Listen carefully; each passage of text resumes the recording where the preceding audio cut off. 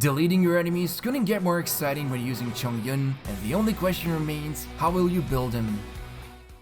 Probably the most confusing thing when it comes to Chongyun would be his elemental skill, and the most important thing you need to understand about it is that if you're going to use him for more than just the initial damage from the skill, you want to stay inside the field to infuse his attacks with cryo, especially when it comes to using certain team combinations. But what's even more interesting is the Rhyme Chaser Blade from the passive talent that will drop a Spirit Sword onto enemies when the field of the elemental skill fades away, and this will reduce the hit enemy's resistance of cryo by 10%, which gives you a nice window to unleash his burst attack. Speaking of which, the elemental burst Chongyun generates is what's most exciting about him, especially if you get him to his final constellation, but even without it, this exorcist will deliver a ton of damage, and unlike any other character, almost with nearly any pyro status, the melt elemental reaction can be triggered with all of the massive blades he drops. And what's even better, these blades are very efficient at breaking geoshields and constructs, because the game treats these attacks as heavy, which gets assigned to claymores or even some other skills. And that's basically all you need to know when it comes to his individuality, because unlike any other character, he needs to act like a chameleon and adapt to his team's composition, while at the same time, there's not much complexity to his overall playstyle, because you could easily define him as a walking nuclear bomb that waits until you can get the kill switch of his burst prepared. But if we want to land those powerful bursts with our popsicle boy, we must first take a look at his equipment.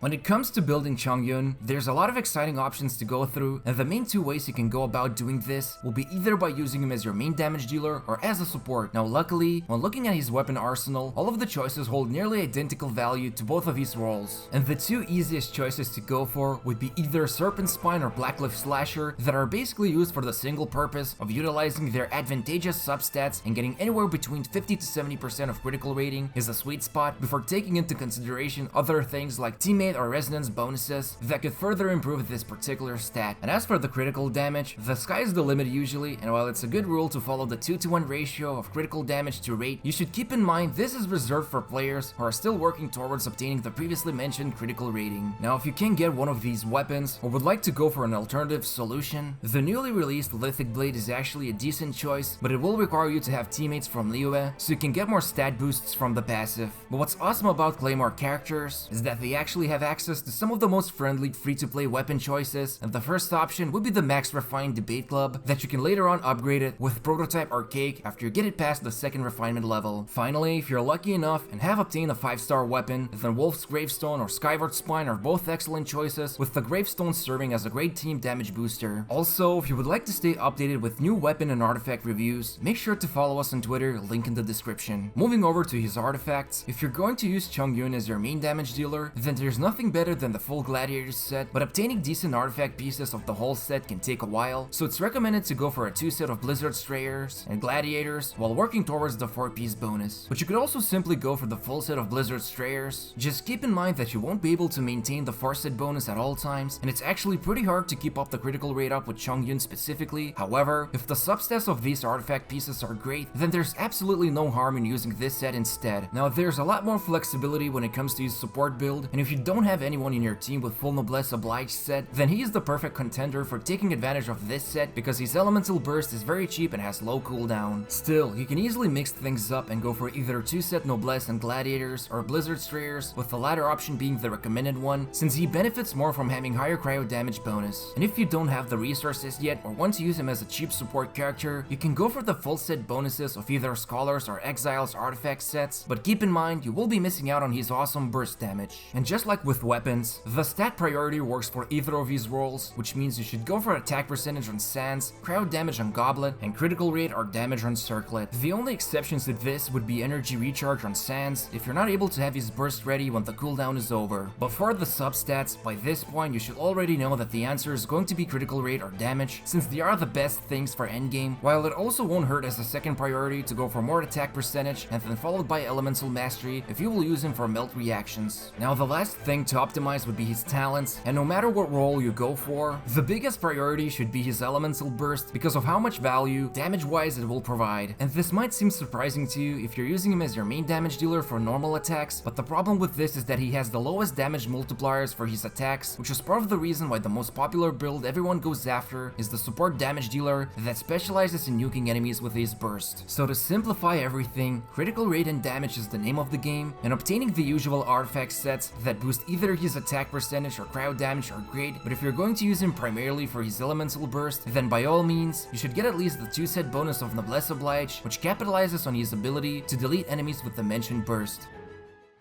Before you can start your career in demolishing every enemy Chongyun encounters, there's a couple of very important things you need to understand when it comes to using him in certain team compositions. Now, since the game has been released, there's two very strong builds Chongyun excels at, and it's the Shatter combo if you're using him as your main damage dealer, or the Melt Reaction team comp that's based around his elemental burst. And for the first option, the core member of this team has to be Xingqiu, which lets you take advantage of the Shatter and Freeze reactions that basically turns Chongyun into a conduit that channels all of the attacks, because a lot of the time it will be Xingqiu's swords that are dealing the majority of damage. And for the remaining teammates, you could easily go for an additional cryo character like Kaya, or a shield breaker if you're doing Spiral Abyss, and then either Geo or Animo character with Viridescent or Archaic Petra artifacts set. But while Shatter Freeze is all about sustained damage, the more explosive version of Melt involves using Pyro together with Chongyun to set off very powerful burst damage, and the best team composition in achieving this involves using Bennett, Xiangling, and Sucrose. Besides the two obvious Pyro characters, the main reason why you want to use Sucrose over Venti is mainly because she will boost Chongyun's elemental mastery, which will result in bigger melt damage. But of course, if you have Venti, then he offers a lot more crowd control than the shy alchemist girl. However, Chongyun still remains as a top choice for delivering awesome support damage, and he works exceptionally well together with Diluc or Hu Tao, but this also comes as a double-edged sword because his elemental skill will have a negative impact on your melee characters who rely on dealing physical damage, because overriding their attacks with cryo is not going to be beneficial, so keep this in mind when adding him to your team. Finally, if you have his second constellation unlocked, then you will reduce your teammates and even co-op players' cooldowns, and all you have to do is make sure they stay inside the field of the elemental skill when using their abilities. And this is a very good strategy to go for those who have Hu Tao or Child, which heavily rely on their elemental skills. So in short, the two most popular team choices when using the beloved Popsicle Boy is either the Shatter Freeze or Melt compositions, and while the first one requires you to use Chongyun as your main damage dealer, you can easily achieve the Melt combo by simply using him as your support damage dealer.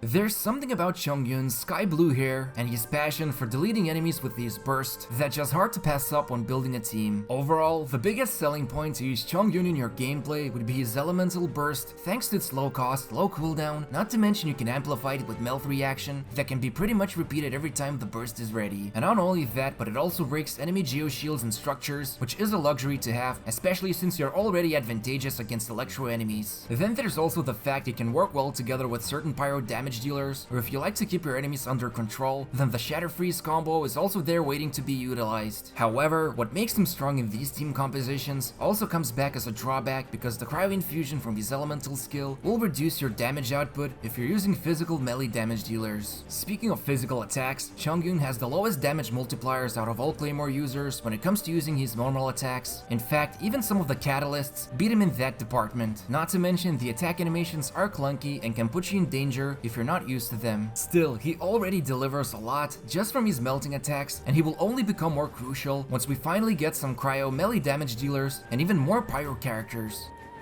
Working as a full-time exorcist is not an easy job for Chongyun, and the same applies to producing these kinds of videos, and you can help us by subscribing and enabling the notifications from the bell icon, while also not forgetting to gently press the like button. Also, there's a lot of cool and useful stuff we post on Twitter, so make sure to follow us, link in the description. And as always, thank you for watching us, and see you in the next video.